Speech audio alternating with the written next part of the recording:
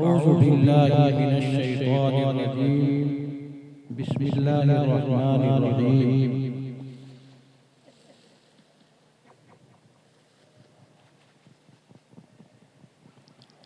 इक़रा।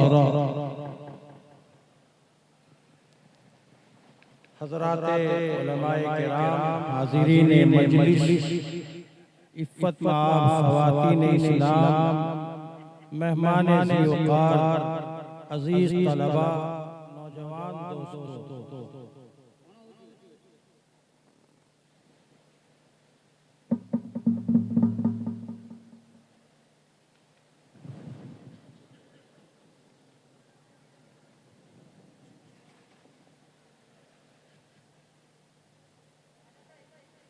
ये दुनिया है और दुनिया असबाब के तहत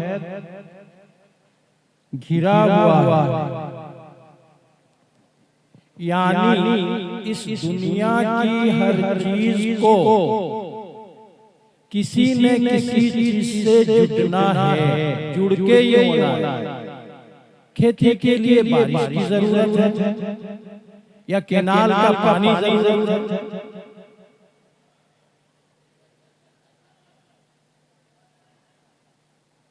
इसी तरह आप गौर करते जाएं,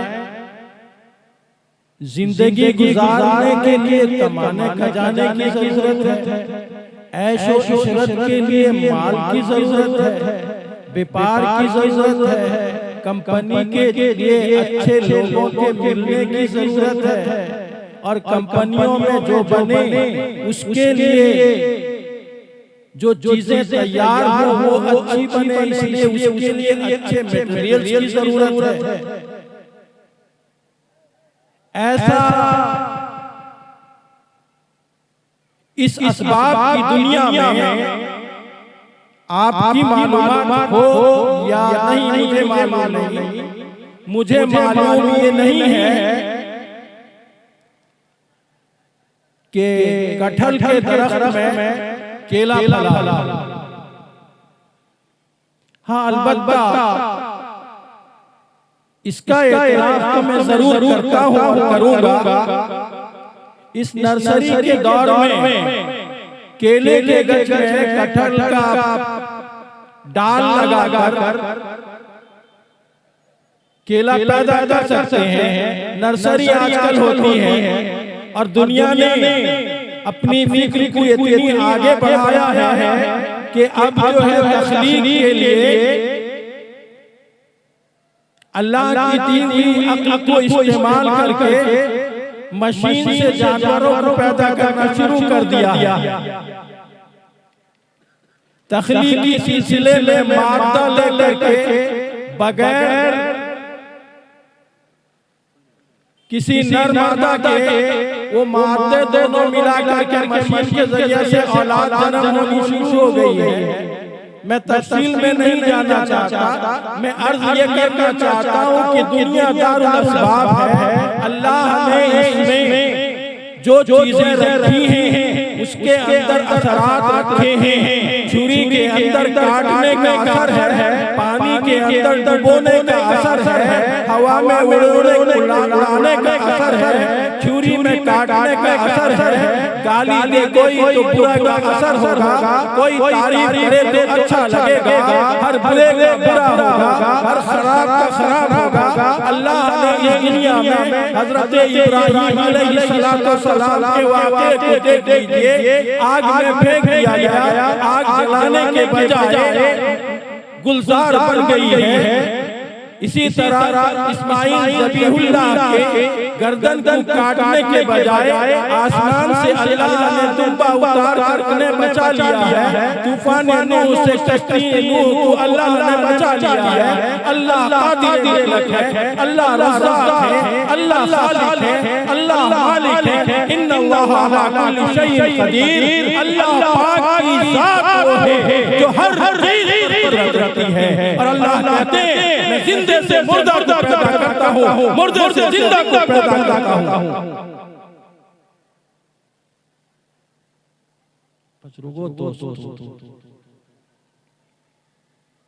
मूसा अलैहिस्सलाम का मुखासमा लड़ाई हुई, मुनाज़रा हुआ।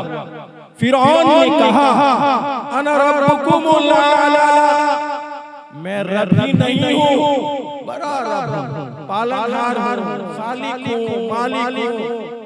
तो मूसा अलैहिस्सलाम ने कहा कि तुम क्या कहते हो, तुम्हारा रब क्या क्या कहता है? मूसा अलैहिस्सलाम ने कहा मेरा रब वो है जो मारता है और जिलाता है। उसने दो आदमी को बुलाया, एक के गर्दन पे पैर दी, दूसरे को छोड़ दिया और कहा इसको मारा, इसको बचा दिया।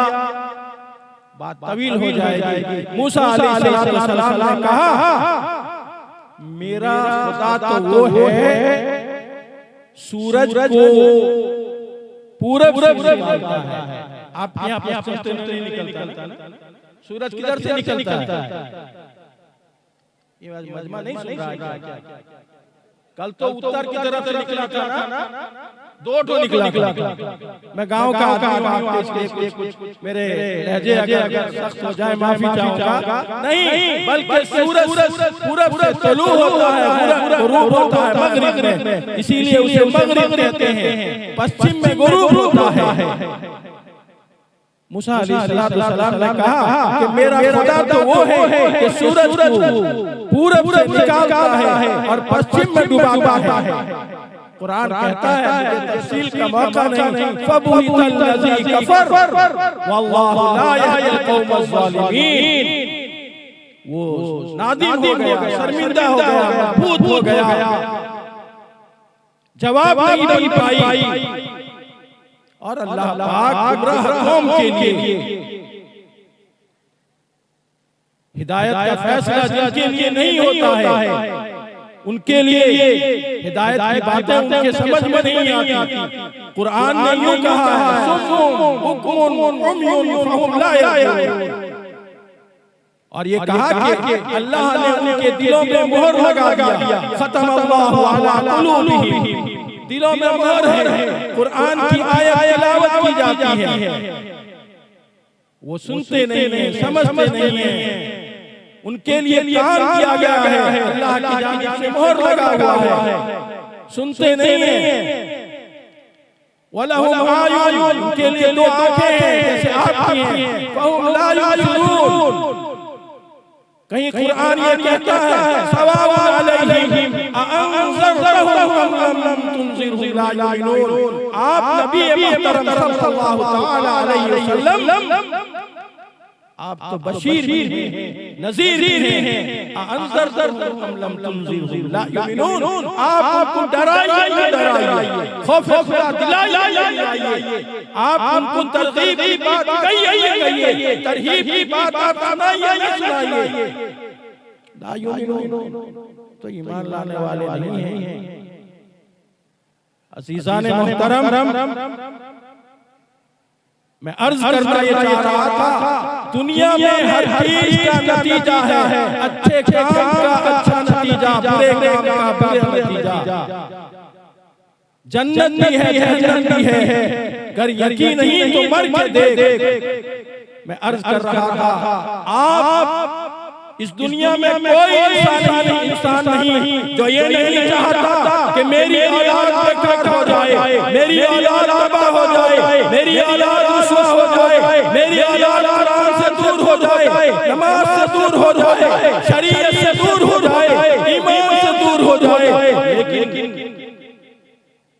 उसके लिए आप लगाएंगे बीज नलते का और कहेंगे धान काटो, ये मुमकिन नहीं है। आपको मकातिबे कुरानिया पे जोर देना होगा, कुरान सही करने की फिक्र होगी। आपके घर में आप नमाज पढ़ता हुआ आपका बेटा जब देखेगा। अभी नौनहार है, छोटा सा बच्चा है जिसकी माँ नमाज पढ़ती है और रुकू में जाती है, सजदे में जाती है, जिस माँ ने रमजान के रोजे रखे थे, जिस माँ ने अपने बेटे के जन्म से पहले हालत हमल में वज़े हमल से पहले कुरान की तिलावत करती थी और नमाज पढ़ती थी। जब जमीन पर उसका बेटा आता है, अभी उसकी आँखें पुख्ता नहीं हुई है, अभी उसके सोच बूझ नहीं आए हैं, अभी उसको समझने की सलाहियत नहीं है, माँ को सजदे में देता है, मुसल्ले ले जाकर के खुद लेट जाता है कि मेरी माँ सजदा दे दे, मेरा खुदा मेरा सजदा दे, मुझे भी सजदा करने की जरूरत है। लेकिन जब इन माओं ने बदला, जब इन माओं ने इल्म से दूरी इख्तियार की, कुरान से दूरी की, तो पालन हक्कानी कहा करते थे, जब माँ बहुत मशहूर मुकर्रिर थे, कहा करते थे जब माँ तू नेक थी, सैयदना अब्दुल कादिर जिलानी रहमतुल्लाह अलैह ने जन्म देने वाली थी, हजरत निजामुद्दीन तेरे पेट से जन्म हुए, आज बड़े पीर तेरे पेट से जन्म हुए। मैं तो ये कहता हूँ सारी दुनिया का आने वाला इंसान नबी भी माँ के पेट से आया, मोहम्मद रसूलुल्लाह सल्लल्लाहु अलैहि वसल्लम। मजमा दरूद तो पढ़े, बखील क्यों बन रहा है?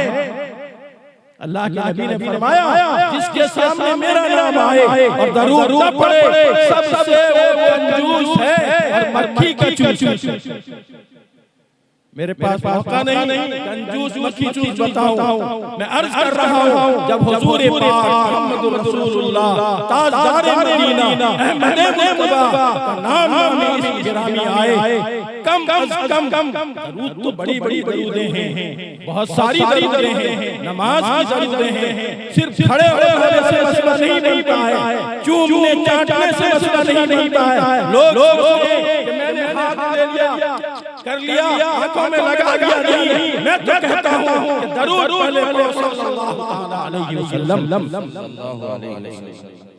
बनने की जरूरत है। अर्ज कर रहा था बात दूसरी चली जाएगी। जब माँ ऐसी थी जिनकी ज़बान पे इक़रा थी, आज मुसलमान जिसका उतरने वाला पहले मज़हबी किताब का पहला हर्फ है, उसी कौम पे लगाई जा रही है माँ कि इल्म से नादान है, शरीयत से नादान है, सुन्नत से नादान है, कुरान से नादान है, टोली है, पंचरबाज है, गैर मैकेनिक है, किसी भी ओहदे पे नहीं है, न दुनियावी इल्म में है न दीनी इल्म में। माफ कीजिए मेरे सख्त अल्फाज होते हैं, मैं अपने दर्द दिल बात कहता हूँ। क्या परसोदे की सरजमीन में, क्या कब्र में ऐसे सीधा लोग नहीं हैं जो दूसरों के स्कूल में जा के, दूसरों के कॉन्वेंट में जा के अपने बच्चों को, मैंने देखा है सूर्य नमस्कार करवाया जाता है, मैंने देखा है कि उनसे वो कलमात पढ़ाए जाते हैं, वो झूठे ऐसे लोगों से रहते हैं। मैं अपने कहता हूँ भाईचारा जरूर रखिए, क्योंकि हिंदुस्तान भाईचारे का मुल्क है, रहना चाहिए, लेकिन आपका शरीयत आपको जितनी इजाजत देता है आप उतने ही पाबंद हैं, उससे ज्यादा नहीं। कहीं ईसाई नशा करके चॉकलेट लगा करके आपके जुनैद बगदादी के पीरों के मुसल्सल के नीचे मां के चॉकलेट में ईमान बनता था।